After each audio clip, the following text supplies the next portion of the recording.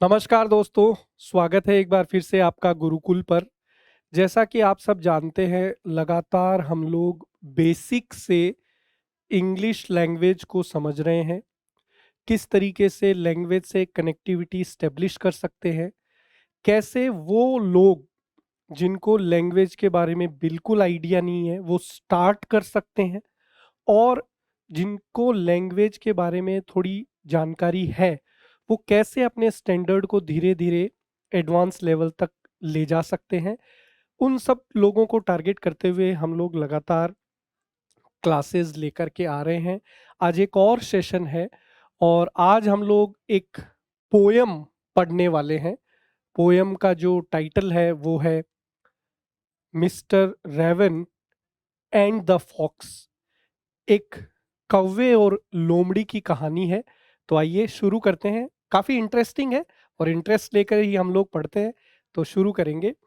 सबसे पहले first stanza आपकी स्क्रीन पर है। स्टेंजा जो लोग नहीं जानते मैं उन लोगों को बता देना चाहता हूँ। स्टेंजा जो है हम लोग छंद को बोलते हैं। तो जब भी हम लोग पोएम पढ़ते हैं, कविता पढ़ते हैं, तो पोएम के अंदर स्टेंजा होते हैं, छंद होते हैं। तो पहला स्टेंजा है, mister Raven was perched upon a limb. First line है, mister Raven was perched upon a limb. अब रेवन कौन है? तो यहाँ पर साफ साफ बताया गया है। रेवन जो है एक काला कौवा। रेवन को जो है, क्या मीनिंग है रेवन का? ब्लैक क्रो, काले कौवे को हम लोग क्या बोलते हैं? रेवन बोलते हैं। ये एक आपके लिए अच्छा वर्ड हो गया। आगे है, was perched upon a limb. Perch का मतलब क्या होता है? तो वर्ब का सेकंड फॉर्म है, पास्ट पार्टिसिपल दे रखा है आपको। पर्च जो वर्ब है दोस्तों, इसका मतलब होता है बैठना, या फिर पास्ट में है तो हम लोग बोल सकते हैं बैठा था। तो मीनिंग कुछ इस तरीके से जाएगा कि मिस्टर रेवन एक काला कौवा जो था बैठा हुआ था अपॉन अ लिम्ब। किसके ऊपर बैठा हुआ था? लिम्ब। अब देखो ये थोड़ा इंटरेस्टिंग आपके लिए। कैसे? लिम्ब जो है बेसिकली हम लोग बॉडी पार्ट के लिए यूज करते हैं, अंग बोलते हैं इसको। बॉडी पार्ट के लिए इसका यूज करते हैं हम लोग। किसका? लिम्ब का। अंग बोलते हैं इसको। लेकिन लिम्ब जो है वो पेड़ की जो टहनी होती है, ब्रांच होती है, उसको भी हम लोग लिम्ब बोल सकते हैं। ये एक इसका अलग मीनिंग है। तो देखिए यहाँ पर लिखा हुआ है limb, branch of a tree. पेड़ की जो टहनी है उसको भी हम लोग क्या बोलते हैं? लिम्ब। तो यहाँ पर कंप्लीट मीनिंग होगा कि रेवन नाम का एक काला कौवा जो है बैठा हुआ था पेड़ की एक टहनी पर या डाल पर। आगे है, and Reynard the fox looked up at him. और नीचे एक लोमड़ी थी, उस लोमड़ी का नाम क्या है? रेनार्ड। और वो जो लोमड़ी थी लुक्ड अप एट हिम, उसकी तरफ देखा। अब लुक अप यहां पर क्यों है? क्योंकि भाई कौवा जो है वो पेड़ की टहनी पर बैठा है, लोमड़ी जो है जमीन पर है, नीचे है। तो लुक्ड अप, ऊपर की तरफ देखा, उसकी तरफ। यहाँ पर क्रो जो है इसको मेल मान के लिया गया है ही। तो ही का जो ऑब्जेक्टिव फॉर्म है वो क्या होता है? हिम। तो यहाँ पर ये इस तरीके से आया है। आगे है, for the raven held in his great big back. अब यहाँ पर इसका मतलब क्या है? वो लोमड़ी जो थी वो कौवे की तरफ क्यों देख रही थी? देखिए यहाँ पर फॉर आपको नजर आ रहा है। अब तक आपने जब भी लैंग्वेज में फॉर को देखा होगा तो फॉर बेसिकली प्रेपोजिशन की तरह यूज किया जाता है। फॉर का मीनिंग क्या होता है? के लिए। लेकिन फॉर जो है ये कंजंक्शन ऑफ रीजन भी है। जब हम लोग एडवांस लेवल पर ग्रामर पढ़ते हैं तो वहाँ पर हमें ये चीज़ पता चलती है कि फॉर का इस्तेमाल कंजंक्शन की तरह भी किया जा सकता है, और ये कंजंक्शन ऑफ रीजन है, कारण बताने का संयोजक। तो ये यहाँ कारण बता रहा है कि लोमड़ी ने ऊपर क्यों देखा। For the raven held in his great big big. क्योंकि जो कौवा था रेवन, उसने अपनी बीक के अंदर कुछ पकड़ रखा था। बीक क्या होती है? तो बीक यहाँ देखिए लिखा हुआ है, birds eat using this part. Beak को हम लोग हिंदी में क्या बोलते हैं फ्रेंड्स? चोंच बोलते हैं। आपने पक्षियों को खाना खाते हुए देखा होगा, तो वो चोंच से जो है दाना या रोटी का टुकड़ा वो अपनी उसमें पकड़ते हैं और फिर खाते हैं। तो जो कौवा था उसकी तरफ लोमड़ी ने क्यों देखा? क्योंकि उस कौवे ने कुछ पकड़ रखा था अपनी चोंच में। A morsel the fox would go far to seek. और उस कौवे ने अपनी चोंच में क्या पकड़ रखा था? तो फ्रेंड्स, उस कौवे ने अपनी चोंच में पकड़ रखा था मॉर्सेल। क्या पकड़ रखा था? मॉर्सेल। मॉर्सेल क्या होता है? अ पीस ऑफ ब्रेड, रोटी का टुकड़ा। वो जो कौवा था उसने अपनी चोंच में क्या पकड़ रखा था? रोटी का टुकड़ा पकड़ रखा था। ठीक है। The fox would go far to seek. और वो जो रोटी का टुकड़ा था वो उस लोमड़ी के लिए इतना ज्यादा इंपॉर्टेंट था, या लोमड़ी को जो रोटी का टुकड़ा है वो इतना पसंद है कि उसके लिए वो जा सकती है। गो फार, गो फार का मतलब क्या होता है?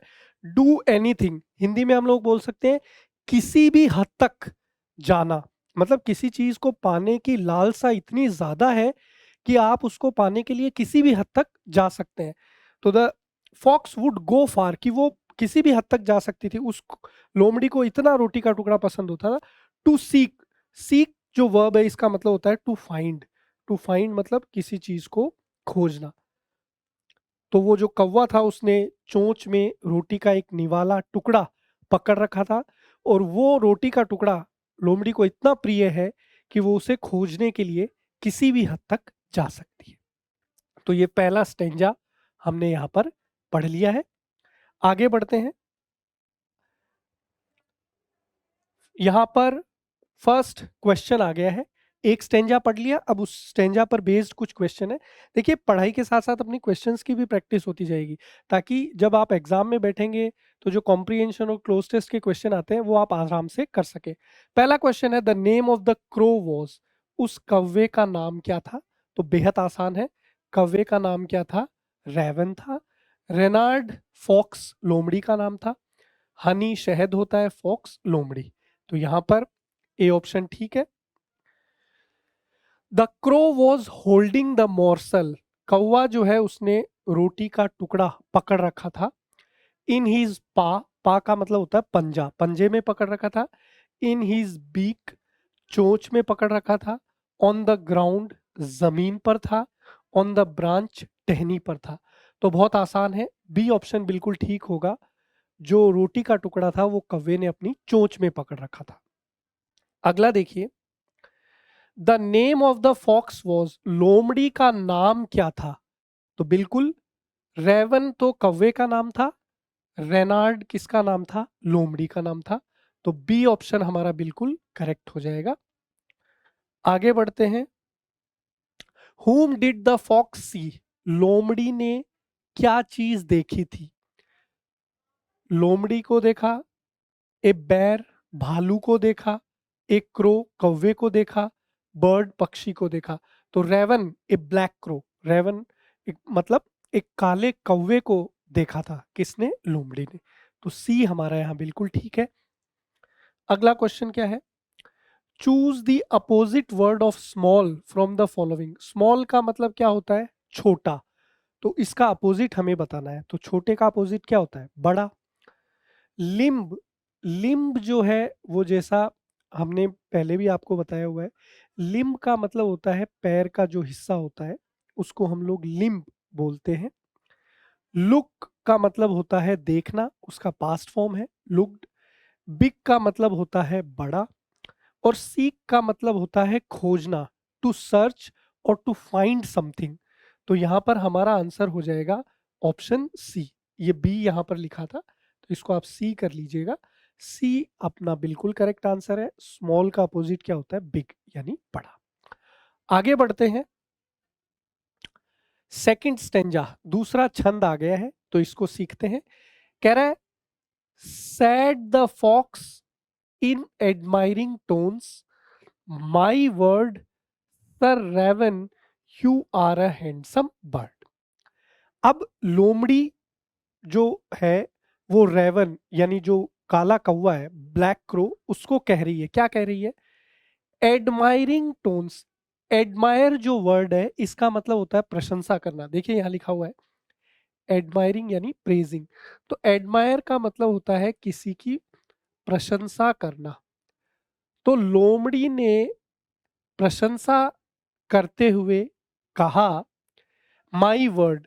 टोन का मतलब क्या है? नोट्स। यहाँ टोन का मीनिंग निकल के आएगा स्वर। लोमड़ी ने बड़े ही प्रशंसनीय स्वर में कहा, माई वर्ड।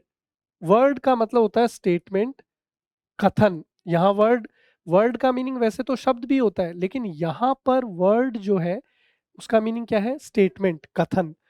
तो जो लोमड़ी है उसने बड़े ही प्रशंसनीय लहजे में कहा, एक कथन। क्या कहा?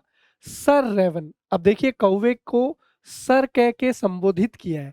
सर रेवन क्या? You are a handsome bird. तुम एक हैंडसम बर्ड हो। अब हैंडसम का मतलब क्या होता है? Good looking. हिंदी में हम लोग बोलते हैं सुंदर। और मेनली ये जो है किसी भी पुरुष को संबोधित करने के लिए हम लोग उपयोग में लेते हैं। अगर किसी महिला की बात होती तो हम लोग ब्यूटीफुल या प्रिटी को प्रायोरिटी देते। हैंडसम जो है मेल के लिए इस्तेमाल किया जाता है। तो लोमड़ी कहती है, sir Raven you are a handsome bird, कि सर रेवन आप एक खूबसूरत पक्षी हो। ठीक है। सच feathers, if you would only sing, the birds of these woods would call you king. Such feathers। अब लोमड़ी जो है उसने कौवे के पंखों की प्रशंसा करी। सच feathers, कि क्या खूबसूरत फैदर है। फैदर का मतलब क्या होता है? विंग। हिंदी में हम लोग क्या बोल सकते हैं? पंख। तो लोमड़ी प्रशंसा करते हुए कह रही है कि क्या खूबसूरत पंख है आपके। If you would only sing, अगर आप केवल गा देंगे, the birds of these woods would call you king.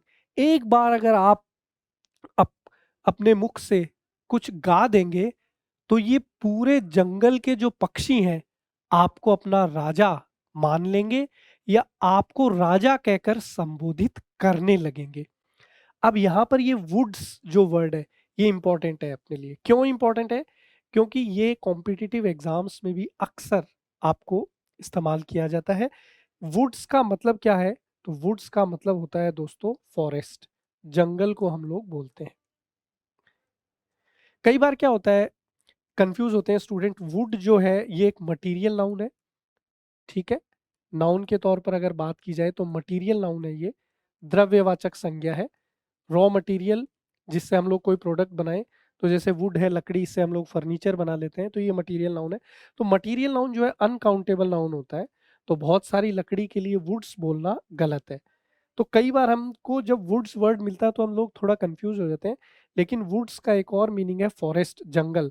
तो अगर फॉरेस्ट के कॉन्टेक्स्ट में आप वर्ड्स जो है इस्तेमाल करें, कौन सा वर्ड इस्तेमाल करें? वुड्स, तो फिर वहां पर कोई प्रॉब्लम नहीं है। वुड्स का मतलब होता है फॉरेस्ट या जंगल। तो यहाँ पर ये स्टेंजा अपना कंप्लीट हुआ। इस स्टेंजा पर बेस्ड क्वेश्चंस हम लोग देखते हैं। चलिए, पहला क्वेश्चन आ गया, the fox addressed the crow. जो लोमड़ी है उसने क्या कहकर कौवे को एड्रेस किया? एड्रेस का मतलब यहाँ पता नहीं है, एड्रेस यहाँ वर्ब की तरह है। तो जब वर्ब की तरह हम लोग यूज करें तो इसका मीनिंग होता है किसी को संबोधित करना या किसी की तरफ इशारा करके कुछ कहना। तो the fox address the crow कह रहा है कि लोमड़ी ने किस तरीके से संबोधित किया था कौवे को। एंग्री टोन, गुस्से वाली लहजे में। इन एन एडमायरिंग टोन, प्रशंसनीय लहजे में। इन ए ह्यूमिलिएटिंग टोन, ह्यूमिलिएटिंग का मतलब होता है किसी का अपमान, तो अपमानित करने वाले लहजे में कहा, या इन ए सरप्राइज टोन, या किसी आश्चर्यचकित करने वाले लहजे में। तो प्रशंसनीय लहजे में कहा था सर रेवन। तो यहाँ पर बी ऑप्शन जो है बिल्कुल करेक्ट है, इसमें कोई प्रॉब्लम नहीं है। क्वेश्चन नंबर 2 देखिए, the fox called the crow. जो लोमड़ी है उसने कौवे को क्या बुलाया था? ए हैंडसम बर्ड, खूबसूरत पक्षी बताया था। एन अगली बर्ड, एक बदसूरत पक्षी, अगली का मतलब होता है बदसूरत। एन इंटेलिजेंट बर्ड, बुद्धिमान पक्षी बोला था।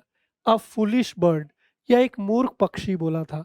तो उसने कौवे को खूबसूरत पक्षी कहा था। तो ऑप्शन ए हमारा बिल्कुल करेक्ट है। आगे बढ़ते हैं, question number 3। The feathers of the crow were, कौवे के जो पंख थे वो कैसे थे? सफेद थे, काले थे, ग्रे थे, या ब्लू थे? दोस्तों, वैसे तो कहीं पर मेंशन नहीं किया स्टेंजा में कि कैसा कलर था, लेकिन रेवन का मतलब क्या बताया मैंने आपको? ब्लैक क्रो, काला कौवा। तो जब कौवा काला है तो कॉमन सेंस की बात है उसके फेदर यानी पंख वो भी कैसे होंगे? काले। तो यहाँ पर हमारा ऑप्शन बी जो है ये बिल्कुल करेक्ट हो जाएगा। आगे बढ़ते हैं, क्वेश्चन नंबर 4। कह रहा है the fox ask the crow to, जो लोमड़ी है उसने कौवे से क्या करने के लिए कहा? फ्लाई अवे, उड़ जाने के लिए कहा। कम डाउन, नीचे आने के लिए कहा। सिंग, गाने के लिए कहा। लुक अप, या ऊपर देखने के लिए कहा। तो साफ साफ स्टेंजा में कहा था, लोमड़ी ने कौवे से कहा था कि अगर आप गा देंगे तो पूरे जंगल के पक्षी आपको राजा मान लेंगे, राजा कहकर संबोधित करने लगेंगे। तो सी ऑप्शन बिल्कुल ठीक है। कह रहा है the choose the word similar to good looking from the following. Similar word का मतलब होता है सिनोनिम, पर्यायवाची। आप देखते हैं अक्सर एग्जाम में इसी लैंग्वेज में पूछा जाता है आपसे सिमिलर वर्ड, एसएससी ले लो, बैंक ले लो, सब जगह यही आता है वर्ड सिमिलर। तो सिमिलर वर्ड मतलब सिनोनिम। तो गुड लुकिंग का सिनोनिम क्या है? एडमायरिंग का मतलब तो हो जाएगा प्रशंसनीय, प्रेजिंग। हैंडसम का मतलब हो जाएगा गुड लुकिंग, खूबसूरत। फेदर का मतलब होता है पंख। और वुड्स का मतलब होता है फॉरेस्ट यानी जंगल। तो यहाँ पर हमारा आंसर हो जाएगा ऑप्शन बी। हैंडसम जो है वो गुड लुकिंग का क्या है? सिनोनिम है। अब हम लोग आगे बढ़ते हैं और तीसरा स्टेंजा हमारी स्क्रीन पर आ गया है। तो आइए इसको भी पढ़ते हैं। कह रहा है the raven who did not see the joke. अब आप जानते हैं कि कौवा कोई गाता है क्या? कोयल की बात होती तो फिर भी अपन समझ सकते थे कि भी कोयल की आवाज मीठी होती है, मधुर। तो लोमड़ी ने कौवे के साथ एक चाल खेली थी। तो यहां पर वही चीज है, the raven who did not see the joke. अब वो जो कौवा था वो उस लोमड़ी के चाल या लोमड़ी ने जो चुटकुला, जो तंज उस पे कसा था, उसको देख नहीं पाया, उसको समझ नहीं पाया। तो the raven who did not see the joke, see का मतलब यहां पर देखने से नहीं है। सी का जो नॉर्मल मीनिंग हम लोग कंसीडर करते हैं वो तो क्या है? देखना। लेकिन सी का मतलब यहां पर है नोटिस करना। नोटिस करना मतलब किसी चीज को ऑब्जर्व करना, किसी चीज को ध्यान देना। तो यहां पर जो काला कौवा था, रेवन जो था, वो उस लोमड़ी के जोक यानी ह्यूमर, मजाक, तंज या चुटकुले को जो है समझ नहीं पाया था। उसको जो है नहीं देख पाया था कि ये लोमड़ी ने क्या मुझसे कहा है। Forgot that his voice was just a crook, और ये भूल गया। फॉरगॉट का मतलब क्या होता है? Failed to remember. तो हिंदी में हम लोग बोल सकते हैं भूलना। ठीक है, चूंकि पास्ट में चल रहा है तो सेकंड फॉर्म है फॉरगेट, फॉरगॉट, इस तरीके से चलता है। तो forgot that his voice was just a croak, और भूल गया कि उसकी जो आवाज है वो केवल क्या है? क्रॉक। क्रॉक का अनप्लीजेंट वॉइस, मतलब अपन बोल सकते हैं कि बेकार आवाज। कौवा कैसे करता है आप सब जानते ही हैं। कौवा जो है काव काव करता है। तो कौवे की जो ध्वनि है, साउंड है, उसको हम लोग क्या बोलते हैं? क्रॉक बोलते हैं। ठीक है। तो जब लोमड़ी ने कौवे की प्रशंसा करी थी कि आप बड़े सुंदर हैं, आप अगर गा देंगे तो सब आपको राजा कहेंगे, तो ये जब उसने कहा तो जो कौवा था वो उसके इस चुटकुले को, उसके इस मजाक को, तंज को समझ नहीं पाया और भूल गया कि उसकी आवाज तो भाई काव काव है, बहुत ही कर्कश ध्वनि में वो तो बोलता है या कहता है। ही ओपनड हिज बीक, और उसने उस लोमड़ी की झूठी तारीफ में ध्यान तो दिया नहीं, और गाने के लिए अपना मुंह या अपनी जो चोंच है उसको क्या कर दिया, खोल दिया। ही ओपनड हिज बीक, बीक का मतलब होता है चोंच, तो उसने अपनी चोंच को खोल दिया। इन हिज फुलिश प्राइड, अपनी मूर्खतापूर्ण प्राइड में। प्राइड का मतलब क्या होता है, वैनिटी, हिंदी में हम लोग इसको बोल सकते हैं घमंड। और उसका जो मूर्खतापूर्ण घमंड था कौवे का, उसके अंदर उसने अपना मुंह क्या कर दिया, खोल दिया। And down fell the morsel the fox had eyed, और जैसे ही कौवे ने अपना मुंह खोला, उसके मुंह में जो मॉर्सल रोटी का टुकड़ा था वो गिर गया, जिस पर किसकी नजर थी, लोमड़ी की नजर थी। हैड आइड, आइड मतलब had kept an eye on, उस रोटी के टुकड़े पर लोमड़ी की नजर थी। और जैसे ही उस कौवे ने गाने के लिए अपना मुंह खोला, वो एकदम से उसने उसकी जो प्रशंसा करी, तो एकदम से वो जो है गर्व आ गया, उसको घमंड आ गया, और मूर्ख उसने क्या किया, मुंह खोल दिया गाने के लिए, और वो रोटी का टुकड़ा नीचे गिर गया। तो ये थर्ड स्टेंजा यहाँ पर कंप्लीट हुआ। आइए इसके क्वेश्चंस करते हैं। पहला क्वेश्चन है, mister Raven did not notice the, जो कौवा है उसने क्या चीज नोटिस नहीं की थी, जोक मजाक, लोमड़ी को नोटिस नहीं किया, रोटी के टुकड़े को, लोमड़ी की आंखों को। तो लोमड़ी ने जो मजाक उसके साथ किया था उसको वो समझ नहीं पाया, नोटिस नहीं कर पाया। आगे चलते हैं। हु फॉरगॉट एवरीथिंग, कौन सब कुछ भूल गया था। ऑब्वियसली कौवा भूल गया था कि भाई मैं तो काव काव करता हूँ, कहाँ मेरी मीठी आवाज है। तो लोमड़ी भूल गई थी, रेनार्ड ये लोमड़ी का ही नाम है, क्रो कौवा भूल गया था, कवि भूल गया था। तो ऑब्वियसली कौवा भूल गया था कि भाई मेरी आवाज तो काव काव है, कहाँ मेरी मीठी आवाज है। लेकिन यही है ना, तारीफ झूठी हो तो भी अच्छी लगती है। किसी मशहूर शायर ने कहा है कि तारीफ अगर झूठी हो तो भी दिल को सुकून देती है। तो यही है, झूठी तारीफ थी, कौवे को जो है अच्छी लगी, सब कुछ भूल गया। आगे देखिए, the crow opened his beak to, कौवे ने अपनी चोंच खोली, किस लिए, बोलने के लिए, गाने के लिए, रोने के लिए, चिल्लाने के लिए।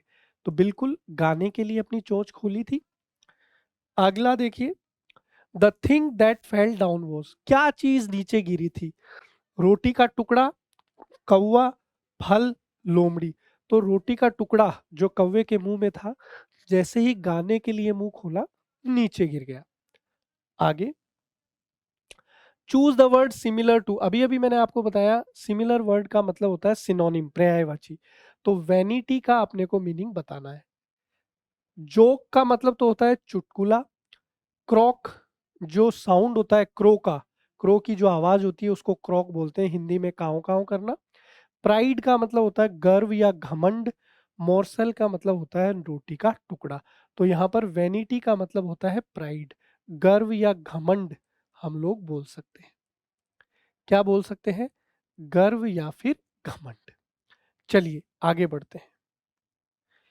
अब यहाँ पर फोर्थ स्टेंजा आ गया है, जो कि पोयम का लास्ट स्टेंजा है, कंक्लूजन है और मैसेज है। ध्यान से समझिएगा कि हा हा लाफ द फॉक्स, जैसे ही वो रोटी का टुकड़ा कौवे के मुंह से गिरा, जब कौवे ने गाने की कोशिश करी, तो लोमड़ी जो है हंसी। And now you know, ignore sweet words that make you glow. और लोमड़ी कहती है कि अब आप ये जाने कि हमें हमेशा स्वीट वर्ड्स, मीठे मीठे जो लोग हमको जो है ना मक्खन लगाते हैं ना, हमारी झूठी तारीफ करते हैं, उसको इग्नोर करना चाहिए। इग्नोर का मतलब क्या होता है, डोंट केयर, किसी की चीज पर ध्यान न देना, अनदेखा करना। तो कवि हमें ये संदेश दे रहा है कि अब आपको ये समझ में आया कि जब कई बार लोग आपके सामने आप मीठी मीठी बातें करते हैं, आपको मक्खन लगाते हैं, आपकी प्रशंसा करते हैं ना, तो आपको इस चीज को इग्नोर करना चाहिए, अनदेखा करना चाहिए, अपने सर में नहीं चढ़ने देना चाहिए। Ignore sweet words that make you glow. Glow का मतलब यहाँ क्या है, ग्लो का मतलब है चमकना। अब यहाँ पर ग्लो क्यों इन्होंने यूज किया? ग्लो इसलिए यूज किया क्योंकि जब भी कोई हमारी तारीफ करता है या हमारे लिए कुछ अच्छा कहता है तो एकदम से हमारी आंखें जो है चमकने लग जाती है, चेहरे पर स्माइल आ जाती है। तो लेखक यही कह रहा है कि आपको जो है ये जो मीठी मीठी बातें करते हैं ना, इसको इग्नोर करना चाहिए। ठीक है। My friend is rather unwise. अब जो लोमड़ी है उसने कौवे को संबोधित करते हुए कहा कि मेरा ये जो दोस्त है इज रेदर अनवाइज। रेदर का मतलब क्या होता है? टू सम एक्सटेंट, कुछ हद तक। रेदर का मतलब यहाँ पर क्या है? कुछ हद तक। तो लोमड़ी ने कहा कि ये मेरा जो दोस्त है ना कौवा, कुछ हद तक क्या है? अनवाइज। अनवाइज का मतलब क्या है? फुलिश, मूर्ख। तो लोमड़ी ने कहा कि मेरा ये जो दोस्त है ना कौवा, ये कुछ हद तक मूर्ख है। क्यों? I am sure this teaching is quite a surprise. अब मूर्ख क्यों कहा? क्योंकि वो झूठी तारीफ में आ गया और गाना गाने के लिए मुंह खोल दिया और भूल गया कि भी मेरी आवाज तो खराब है। I am sure this teaching. और लोमड़ी ने कहा कि ये जो टीचिंग है, टीच जो है वर्ब की तरह भी यूज होता है पढ़ाना, लेकिन टीचिंग यहाँ पर नाउन की तरह है। यहाँ पर टीचिंग का मतलब है लेसन, संदेश या पाठ। और लोमड़ी कौवे से कह रही है कि मुझे पूरा विश्वास है कि ये जो टीचिंग है, ये जो लेसन है, ये जो संदेश है, ये जो पाठ है, इज क्वाइट अ सरप्राइज। ये काफी हद तक, क्वाइट जो है ये एडवर्ब की तरह हम लोग यूज करते हैं। क्वाइट का मतलब होता है कंप्लीटली, यानी पूर्ण रूप से। सरप्राइज का मतलब है वंडर, यानी आश्चर्य। तो जो लोमड़ी है वो कौवे को कह रही है कि मुझे पूरा विश्वास है कि ये जो लेसन है, ये जो पाठ है, ये जो सबक है, ये काफी हद तक कौवे के लिए आश्चर्यजनक रहा। ठीक है। और आप जैसे बहुत सारे लोगों के लिए भी सरप्राइजिंग होगा, जो कई बार लोगों की मीठी मीठी बातों में आते हैं और फंस जाते हैं। तो हमेशा ध्यान रखिए, झूठी तारीफों में ना आए, उनको इग्नोर करें और ऐसे लोगों को अपने पास रखें जो आपको आपकी सही चीज़ों के बारे में बताएं। और अगर कहीं पे आप गलती कर रहे हैं तो आपको क्रिटिसाइज भी करें और आपको रोके भी। आगे बढ़ते हैं। जो स्टेंजा हमने अभी पढ़ा उस पे क्वेश्चन जो है उनको देखते हैं।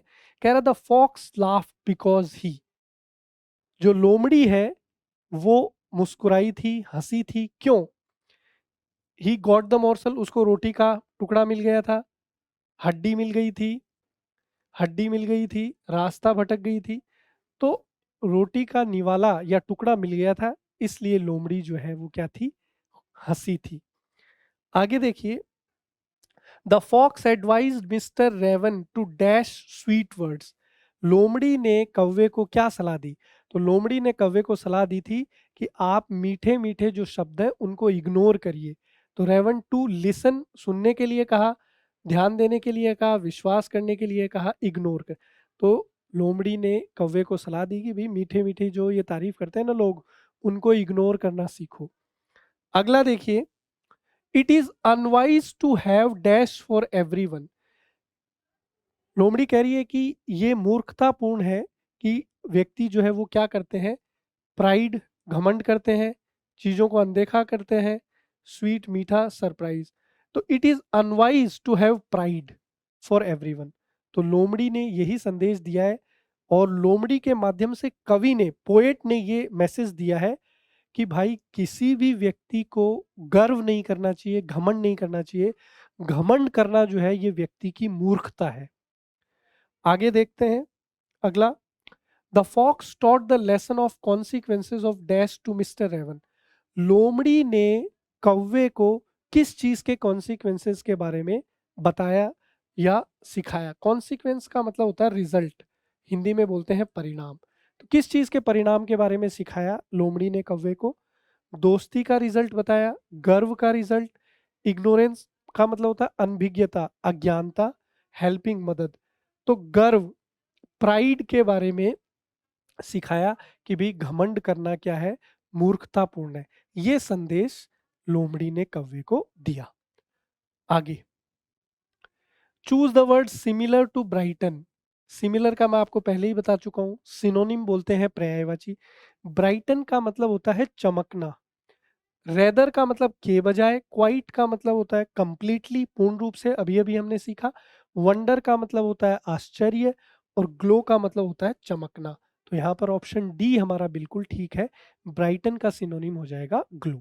तो दोस्तों इसी के साथ ये एक खूबसूरत छोटी सी इंटरेस्टिंग पोएम जो है यहाँ पर कंप्लीट हुई, mister Raven and the fox. उम्मीद करता हूँ कि आपको मज़ा आया होगा और बहुत सारी चीज़ें आपको सीखने को भी मिली होंगी। इस सेशन में इतना ही। अगर ये सेशन आपको पसंद आता है तो इसको लाइक ज़रूर करें, अपने दोस्तों के साथ इसको शेयर कर दें, काइंडली चैनल को सब्सक्राइब कर दें ताकि लगातार जो वीडियोस आ रही है उनके नोटिफिकेशन आप तक पहुंच सकें। और आपको किस तरीके के सेशन चाहिए ज़रूर कमेंट बॉक्स में बताएं। मिलते हैं अगले सेशन में। अपना बहुत बहुत ध्यान रखिए। Thank you.